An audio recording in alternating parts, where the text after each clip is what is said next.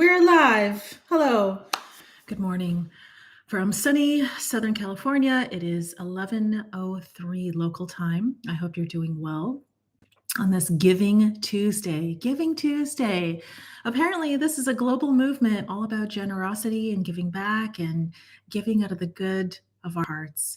So today, I'm going to start talking about weight loss. Not that I love this topic. However, so many people have this issue. And so there are all these rules that I had learned from working with a medical team very closely, and they have blown my mind in terms of what I've learned from them, what I've experienced. And funny enough, what I learned from them about how to drop some body weight and just slim down is also, it just happens to be the best way to also come out of a fast. So I know a lot of people on this channel are interested in the fasting mimicking diet. Most people, I'm going to guess, are into the fasting mimicking diet because they want to break their sugar habits, but mostly it's about weight loss, right? I mean, this is one of the top Google searches every single year, and a lot of people have issues with it. And the reason why is because of our food environment today. Our environment today is just filled with all these goodies. It's high fat, high sugar, high salt, high everything, high calories. We don't move our bodies enough. All the things. For us, we're just living our normal lives. But the reality is, especially as we get older and older, like we just start packing on the pounds. Every year, if we're packing on a couple of pounds, then in 10 years, that's 20 pounds. And then in 20 years, that's 40 pounds. So then it becomes, we get to a point where it becomes unhealthy. I'm not talking about anything superficial, even though it feels great to fit into slimmer clothes that you may have packed away and that used to fit years ago. But I really just want to focus on the health aspect. Apparently every third person, every 3 out of 4 people in the United States are considered overweight. And there's a huge percentage who are considered to be obese. Now, it's just a growing problem. It's growing like everywhere. We used to think like Asians who lived in Asia were really slim, and most of them were, but their food has changed. So now they're getting the same diseases that Americans are getting. They're getting all the chronic diseases like the heart disease, all the range of cancers, and type 2 diabetes, and they're having metabolic issues in their bodies. And so, when you change the food, obviously the body's going to change too. So first and foremost, Giving Tuesday, for generosity and maybe a bit of a trade, for today, I know I'm not getting a lot of views on these videos yet, but again, I'll get better. But today, I'm going to give anybody who subscribes to my email list, which you can find on the homepage of this channel, the 5-day reset for free. So I will get an email that shows me that I got a new subscriber. So for anybody who subscribes by the end of today, I will then send you a personal email tomorrow at some point, or give me till the end of this week for sure. And I will gift you the 5-day reset. So that includes the fasting mimicking diet DIY menu that we've devised. And it breaks down all of the ingredients. It comes with an organized grocery list. It comes with tips and guidelines. And it's also going to come with a course that I am working on just to help you get through the fast. I've had some questions like, are you going to host any more group fasts? Not right now, but that's why I want to develop this course so you can take yourself through the fast itself. If you need any support, you know how to reach out to me. You'll have my email address and all my contact information once you sign up. So yeah, just subscribe. And that is my gift to you, as well as hopefully you're going to get value from these lives. And today we're going to learn from the experts, not from me, from the experts. And so because this is not about superficial weight loss. It's more about health. I want to refer to a real medical team and especially a medical doctor who I respect greatly. So this is a book called The McDougall Program for Maximum Weight Loss. This is an older version, and that's John McDougall, young John McDougall. And yes, he does claim to lose up to 15 pounds in a month. That's if you really abide by these rules and also probably move your body. But I'll tell you, it's different depending on you. So let's say you have a ton of weight to lose. Let's say you eat fast food for the majority of your meals. You start eating this way, I can almost guarantee you'll lose maybe more than 15 pounds in a month. So sometimes the more you have to lose, the faster you lose. Sometimes when you only have like 10 pounds to lose, if you stick to these rules really strictly, I do believe that you will lose those 10 pounds in a month's time. But sometimes that's a little bit fast for people. I think on a safe side, we lose like a pound a week. So that's like 4 pounds a month. For me personally, my weight goes up and down. Dude, I couldn't gain 5 pounds in like a weekend. But in this book, John McDougall describes our hunger drive and how, most diets, he says that he kind of hates that word diet because we should never live that way. Agreed, John McDougall.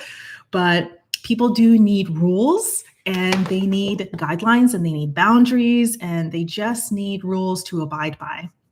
And what I love about this is you don't go hungry. We get to eat. Thank you, Arden Gardens, Adrian. But this is not only do we never have to feel hungry. I will tell you though, you do have to eat a lot.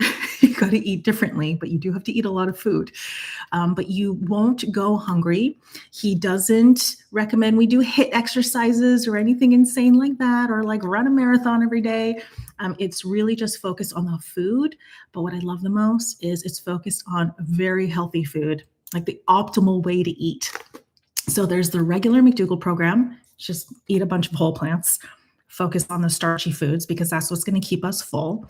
The maximum weight loss program essentially teaches us 10 rules. Okay.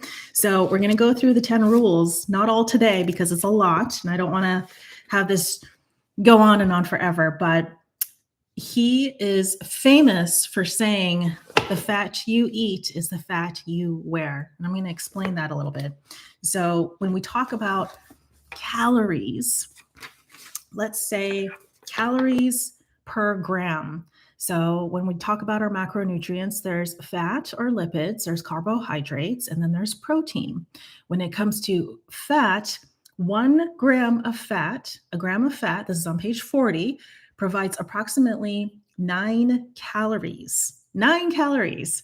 But compare that to 1 gram of carbs, like whole carbs, like real carbs, not like white bread, carbs or protein, that's only 4 calories. So when we're looking at a piece of food, let's say it's 10 grams of fat, pure fat versus 10 grams of a carb or a protein, the 10 grams of fat is going to be way more calories, right? 9 calories per gram compared to 4. So it's going to be more than double in calories. Not that we have to believe that the more calories we eat, the more weight we will gain. That is somewhat true, but it's also dependent on what those calories are made up of. And so that is the first important point. And then he goes on page 42 to explain that the body's favorite fuel for daily activity is carbohydrates. Proteins in the diet are used for building and rebuilding tissues. Everyone's diet, no matter how unhealthful it is made up of a combination of carbohydrates, proteins, and fats. That's an important statement because there are all these diet wars, today. And some people will say, like, I don't eat any carbs. I only eat protein and fats, and then my vitamins and minerals, my micronutrients. But the reality is almost all foods are composed of all those macronutrients with some of the micronutrients too. It's hard to just get one piece of food that's like purely one of those macronutrients, unless we're just looking at like oil, for instance, which is like 100% fat. But just to say, we're all eating carbs, fat, and protein. Okay, so then he says, since the body prefers carbohydrates as fuel, it will use them first. It will also burn some fats. However, since most of us live fairly sedentary lives and at the same time eat lots of fat, much of the fat we eat will be transferred to fat cells for storage. Now, this is actually the body being really smart. And Walter Longo, he talks about this a little bit. He relates it to like back in the day when it was feast or famine, we had to like hunt and gather our food. Anytime we had high density in fat, the body would store it, because when we are in famine mode, we will have some of that fat in our stored body fat to use as energy and keep us alive. So that is just amazing. Isn't the body amazing? Okay, where were we? Yes, it will transfer to fat cells for storage. The preferred destination of the fats in your diet is your adipose tissue, which is our fat tissue. So when we hear somebody say like, what's your adiposity? Adipose means fat tissue, which lies just below the surface of the skin and surrounds your internal organs. So McDougall is referring to two types of fat. The just below the surface of the skin, the fat that we can see is the subcutaneous fat. The fat that surrounds our internal organs is called our visceral fat. So when we see men who may look like they're quite pregnant, that's unfortunately a lot of visceral fat that's accumulated around their organs. And that's the dangerous fat that we want to get down, that we want to shed. This is why I love the fasting mimicking diet, because it targets that visceral fat and it starts burning that fat for energy. And so the lower our visceral fat, the lower our chances are of developing chronic diseases in the future. Hallelujah. Still, fat is used for more than just energy. A small amount of fat, less than 4% of your total daily calorie intake, is used for synthesis of new cells, hormones, and other body parts. So we're not demonizing. There are a lot of pregnant men nowadays. It's true. It's true. And after learning all of this, it becomes worrisome, right? Yeah, it's very worrisome. But okay, this is a very interesting statement. Fat is used for synthesis of new cells, hormones, and other body parts. It's a macronutrient and much needed and important for life and well-being for a very good reason. So many people will demonize fat, and I think a lot of people who go on these diets, they just look at anything that is like high fat and they're just like, no, get it away from me. And I think that's the wrong mindset to have, right? We need to embrace the fat. We need the good fats, I should say. Okay, another 3% of calories is burned in the transfer of fat from the dinner plate to the adipose tissue. That leaves 93% of the fat consumed. Guess where that goes? You guessed right. It's stored in your tissues to be used when energy needs are not being met by carbohydrates, like a famine state.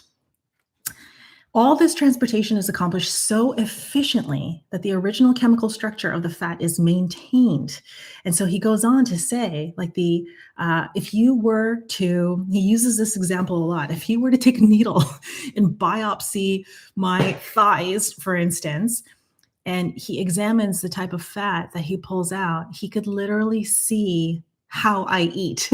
Or he could see the fat that I eat, because the chemical structure is so intact, which is bananas. So when he says things like the fat you eat is the fat you wear, some McDougall fans are like, yeah, I love that saying, because understanding the rules of his maximum weight loss program have helped them so much. But then other people really disagree with that, and they say he's oversimplifying it and yada, yada, yada.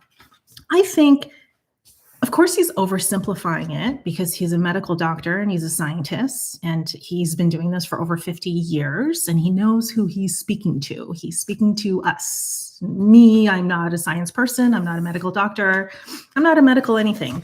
But we're very interested in this. So he basically says, just basically watch the type of fat you are eating.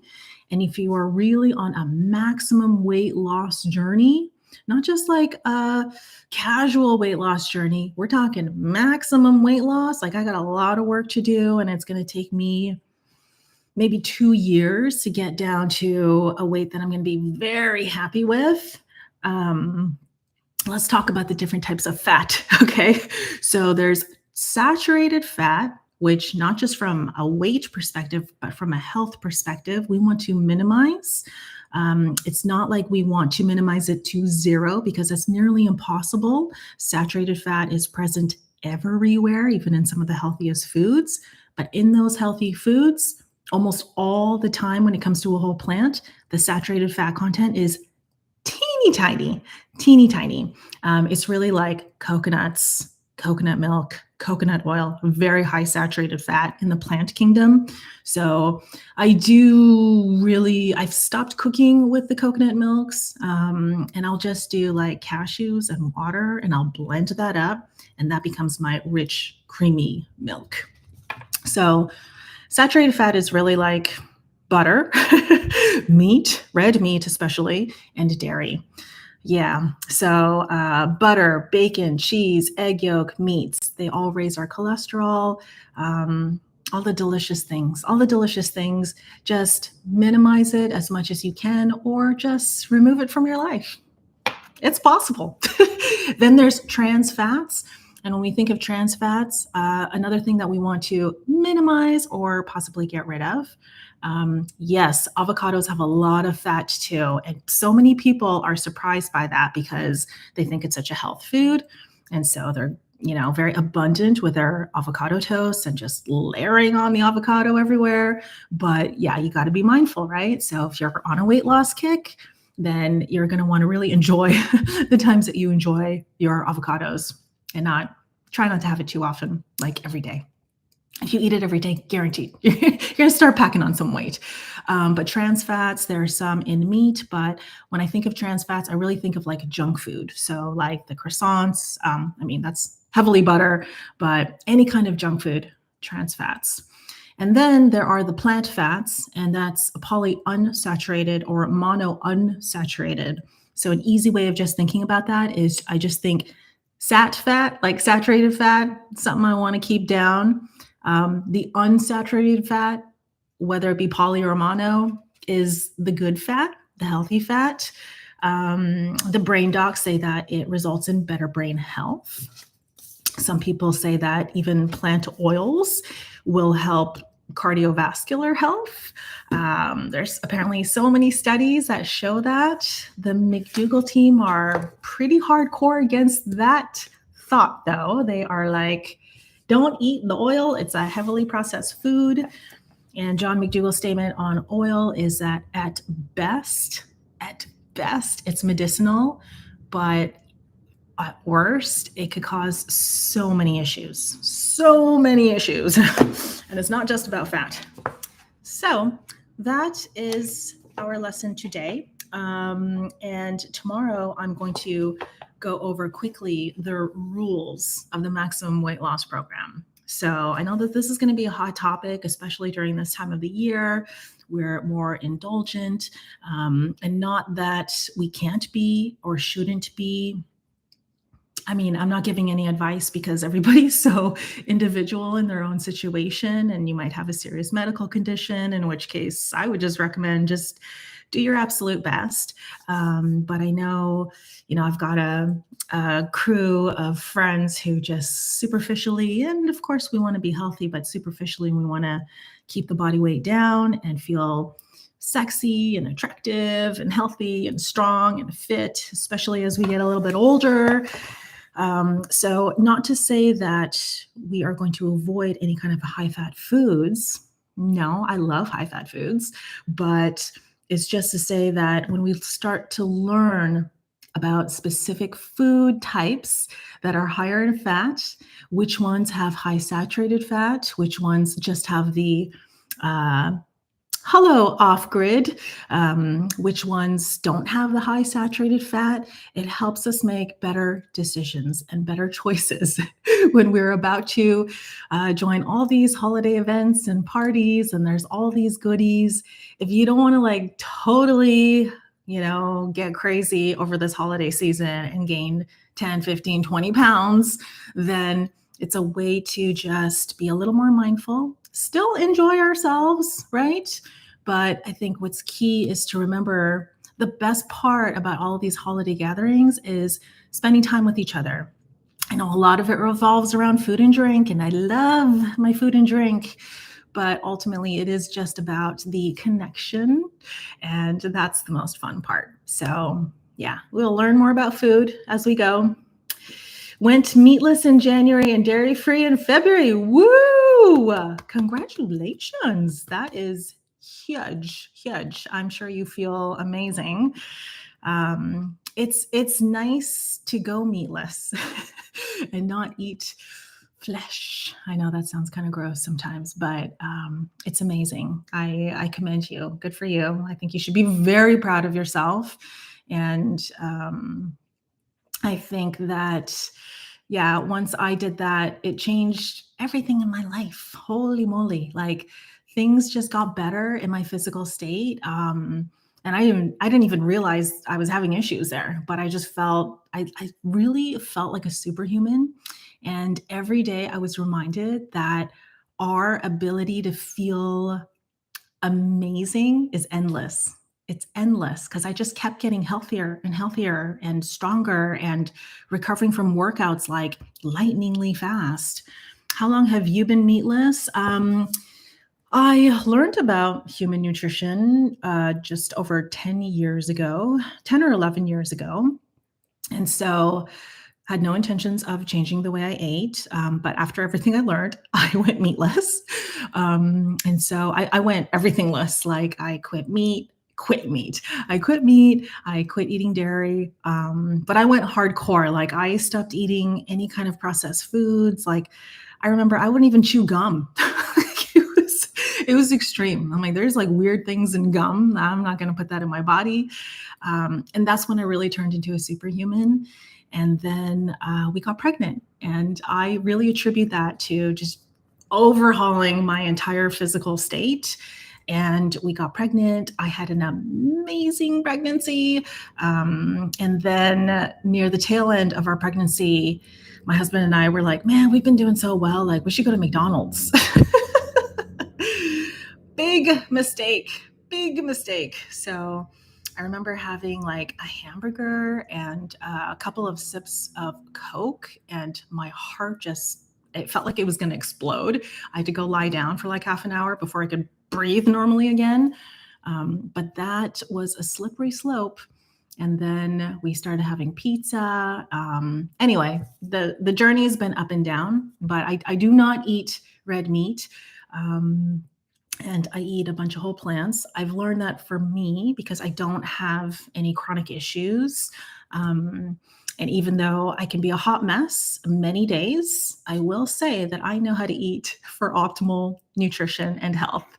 So I get my blood panel done every year, and I'm about to do that again this weekend. But I was shocked because my blood panel was perfect. I will eat fish very occasionally. Eggs are like, I love eggs, but I can't eat eggs very often. Yeah, I know that there's the high saturated fat. There's also a compound in chicken. I don't eat chicken, but there's a compound in chicken and eggs that has been linked with depression, actually. And I have found that if I do have too many eggs, like, several weekends in a row, that I start getting depressed, and it really F's up my mental stability. So that to me is just not worth it, even though I have a huge appetite and my eyes are just always looking around at food. But that's just me. That has nothing to do with being plant-based or anything. I've always been like that ever since I was young.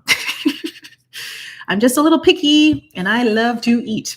So if I can live this way, and this is how a lot of my friends after so many years, they've come to me and they're like, okay, you've been on this journey for so long and I've been watching you and I've, not touched it with a 10-foot pole because I don't want any part of it. Now we're getting older and now they're faced with physical issues that they no longer can ignore. Like 60% of Americans who are 20 years and older are on medications, which is mind-blowing. That's too young to be sick. So yeah. So you just eliminated red meat, chicken, pork, and animal fat things. Pretty much. I don't want to eat animal flesh. I learned too much about it. It's not just the health aspects, but then because I decided, okay, I'm not going to eat this stuff anymore for my health, then I was open to learning more about animal production and, factory farming and all the things. So because I've learned all of that, and there's that book from Ed Winters, what is he called? The something vegan. Earthling Ed, that's who he is. He has an excellent book, and it just reviews all the things about how much work it takes to get that burger in front of us. There's so much that happens, and it's not just animal abuse, it's a lot of human abuse. So there's so many things that are hidden from us. So I was opened up to learning about all of that, and it shocked me and it made me cry, made me very, very upset. So I personally just don't want to be a part of that. But there have been many instances where, we'll go to a friend's house and they will be like, oh, I know you don't eat meat. So, or like, I know you're a vegan or a vegetarian or whatever they call me. And so I made this really healthy kale pizza. So this happened once, and there was like real dairy cheese on it. And my husband and I looked at it and we're like, oh, we don't want to eat that. But in those instances, I'm just like, just have a piece. They worked very hard for this. They're really trying. So when it comes to instances like that, then I will partake and I will be gracious, and that's just my choice. But when I go out, there's never meat that comes into this house, unless I'm feeding our dog. But when I go out, I don't eat any of that stuff. Great. I just started on this journey with my wife, who is watching here also. Hello. I was on the carnivore diet for 60 years. Wow. And I've been sick for the last 20. So I changed my diet too. Oh, I'm so happy to hear that. Intermittent fasting too, 16 to 20 hours a day. Interesting. I know I'm definitely no expert in intermittent fasting. Dr. Longo, though, he does say that apparently all of the studies, when he says all of the studies, I don't really know what that means, but he does say that all of the studies on fasting and all the different types of intermittent fasting show long-term negative effects with fasting for more than 12 to 13 hours a day. So you might want to look into that. Just passing on that knowledge. So he recommends fasting for 12 hours a day, 13 hours a day. And he says that that's the safest way to go. Hi, I eat one meal a day around 5 p.m. and I have ice cream every night. Yum, yum. I like that. I've been meatless now for 2 weeks. This is a record for me. Yay. That is amazing. That's amazing. Yeah, I will say that, like, I don't know, just like raising kids, it gets easier every week. That was like the best piece of advice my friend gave me. Whew, thank God.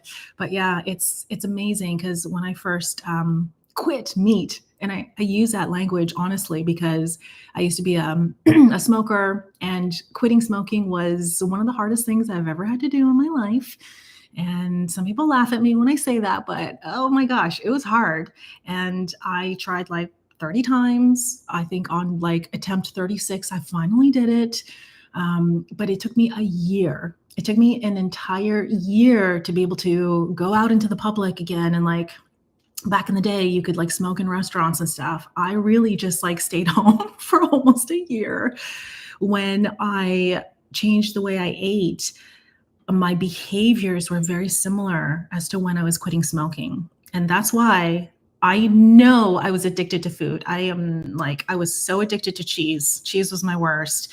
I was so addicted to meat.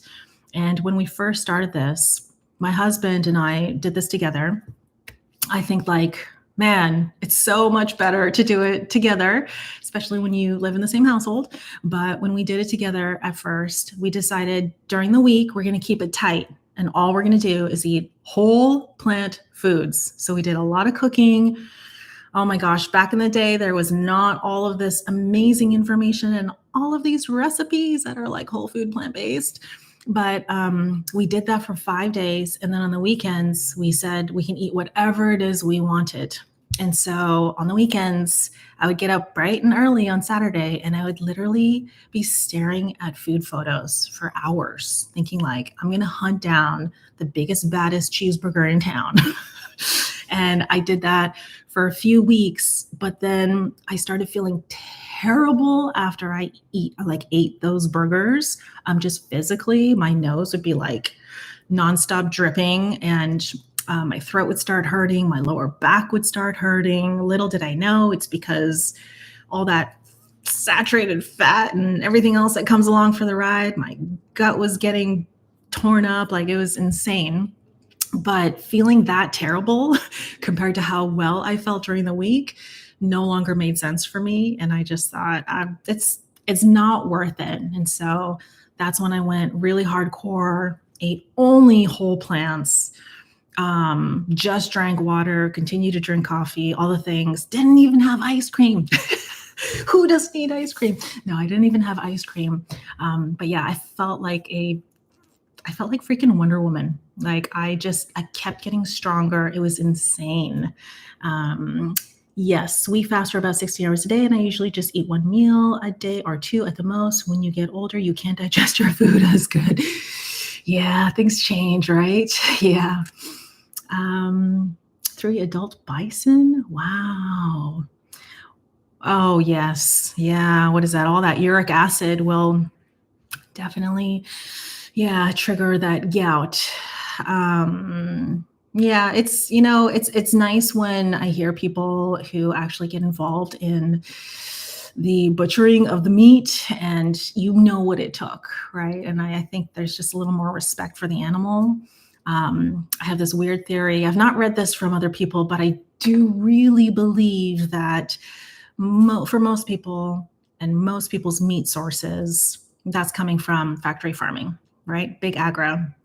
And when I think about these animals and what they're going through and what they hear all day long, and all the stress hormones that are happening inside their bodies, and then it's almost like, thank God they're getting butchered and they no longer have to live in that terrible environment.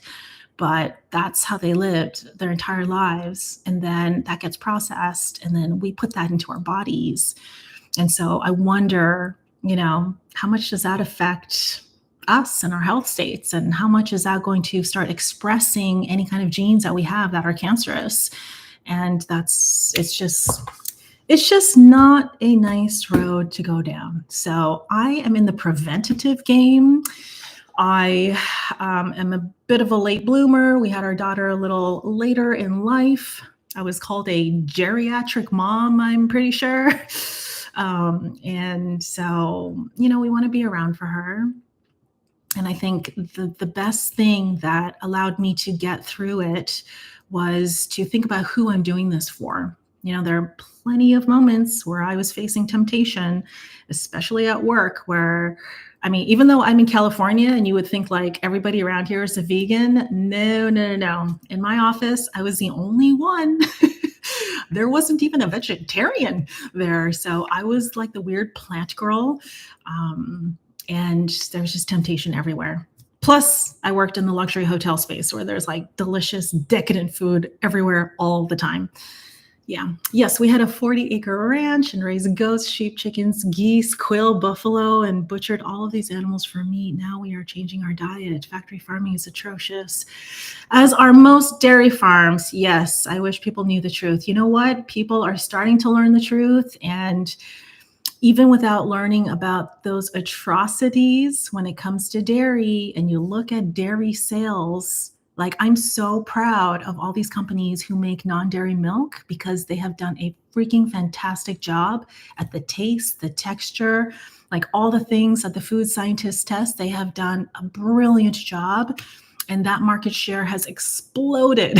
So dairy milk is it's just going to continue to go down. I mean, that's the trend. That's the trend, dairy folks. So yeah, I think it's good. And I do agree that dairy farms are probably more atrocious. That was definitely one of the moments that caused me to just burst into tears when I saw a mama cow and her baby calf being just taken away from her, and the way she fought for that thing. I wasn't even pregnant then yet. So when I saw that, it just clicked, and we're not exposed to that kind of content. And of course, that kind of content is so not popular. But when you see something like that, then it reminds us these are sentient animals. Now that really clicks. It clicks in my heart. It clicks in my soul.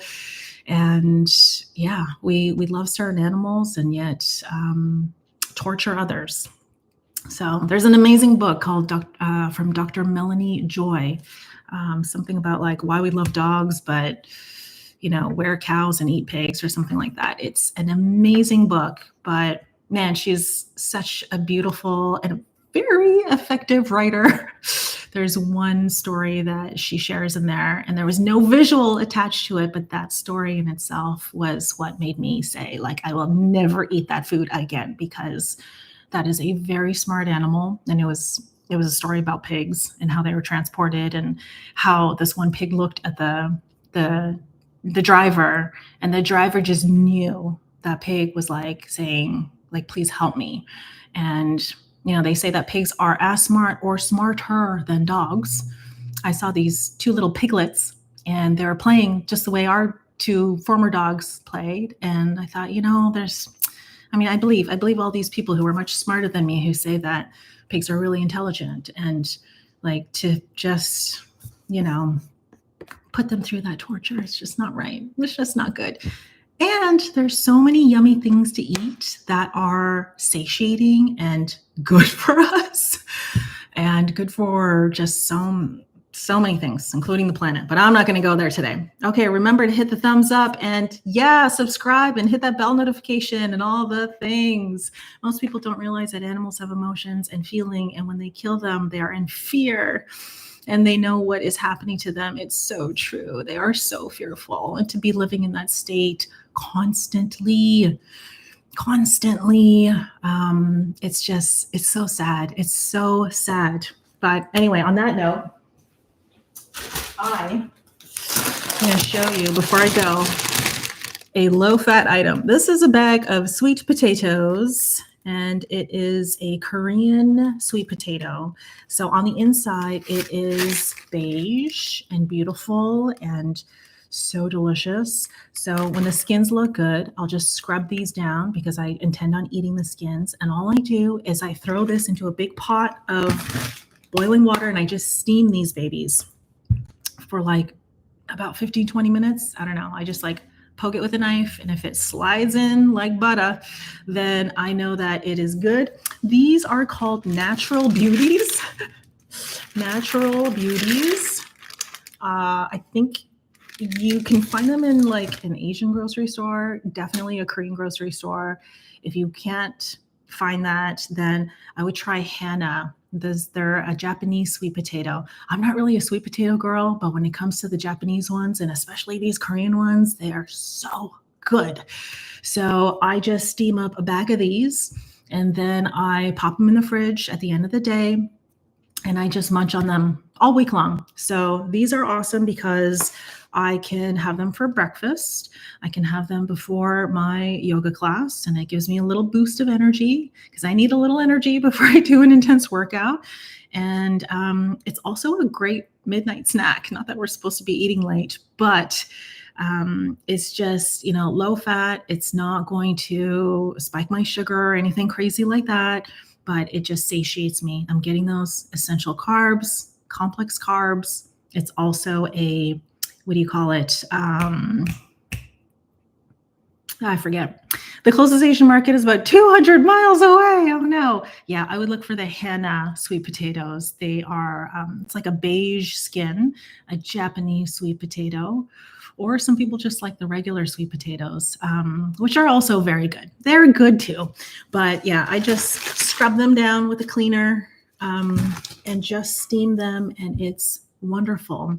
Yes, the Asian sweet potato is responsible for long life. The blue zones, yeah, you know what's up. Where a lot of people live to 100 years old, it's true. So here in the United States and Canada and Europe and Australia and all these other places where they just equate potato equals fat, and it's so wrong. Most of the time when that's the case, it's of course because most of the time we're eating deep fried French fries. Hello. Of course that's going to make us gain weight. But it's very interesting because if you use a website called chronometer.com, chronometer, and you punch in sweet potato or like just a potato, let's just do like a cup of potato, you'll see all the nutrients that get pumped out. You put that exact same amount of French fries that have been deep fried, and you look at the nutrients, it's a huge difference. And that never really made a lot of sense to me because I'm just comparing a cup of potatoes to a cup of potatoes. One is natural-ish and maybe steamed and baked or boiled. The other is deep fried. Man, when that thing is deep fried, not only is it adding all that oil and that 100% fat, but it's also stripping away nutrients. So that is, I would deem that as a highly processed product, deep fried French fries. Delicious. But by the way, you are doing a great job and should have thousands more subscribers. Bless you. Well, you know what? I am happy and very proud of having whatever subscribers I have. I'm just getting started, and I really appreciate that. Thank you. Yeah, the reason why I'm in this space, I'm actually professionally in the marketing space, but after I learned this 10 years ago, I'm like, I need to stop marketing like hotels and travel and start talking about plants. And then I didn't do that. I delayed it, but now I'm here. And then I got sidetracked and started helping clients and doing my own thing. But now I'm back. I'm focused because there's too many people who don't understand food. They think that it's really hard. They think that eating this way is very expensive and that you have to be a master chef. I'm telling you, I could literally just use my microwave and eat like a champ. That's going to be a little more expensive than just buying like the raw potato or the raw beans or like the raw rice, but not that much more expensive. So we can eat deliciously, and that is my job, is to just minimize, people don't want to pick up books and read them. Not so many people. So many people that I come across will not read the books. So that's fine. I'm going to meet you where you're at. So I have gone through this thing. I've studied it. I've had the absolute pleasure of working directly with this man.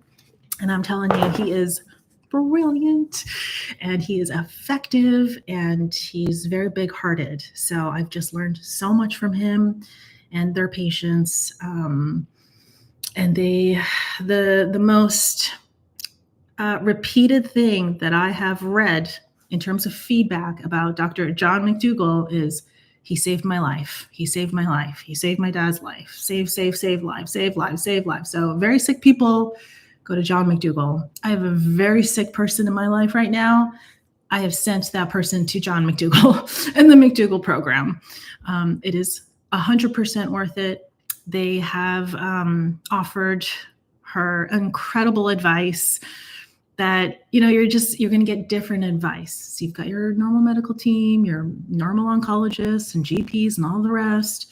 They don't talk about the food. They don't talk about any of that stuff. They're just talking about all the common treatments, which is great. We need experts in that, but he will save your life.